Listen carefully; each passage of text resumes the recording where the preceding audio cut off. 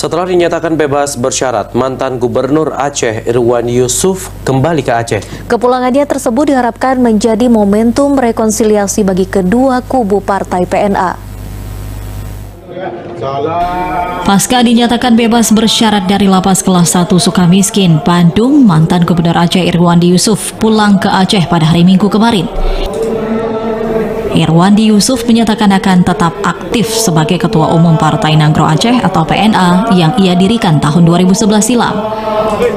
Pengamat politik dari Universitas Syah Kuala, Effendi Hasan menilai bebasnya Irwandi Yusuf merupakan momentum rekonsiliasi bagi kedua kubu Partai PNA.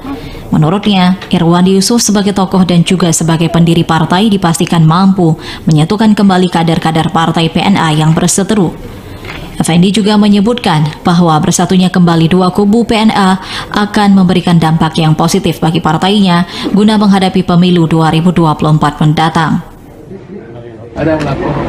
Jadi Pak Irwandi harus mengambil peluang ini dalam rangka untuk melakukan rekonsiliasi di internal Partai PNA itu sendiri. Kita tahu selama ini PNA itu berkonflik, ada dua kubu, apakah itu kubu Bang Irwandi sendiri atau Pak Irwandi maupun kubu Bang Tio. Jadi melihat dinamika konflik internal PNA ini, kemudian Pak Irwandi harus segera melakukan rekonsiliasi, terutama menyatukan kedua kubu tersebut. Irwandi Yusuf sebelumnya terjaring operasi tangkap tangan atau OTT KPK pada Juli 2018 lalu.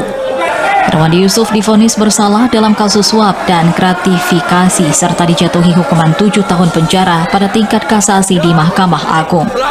Tim Liputan TVRI Aceh melaporkan.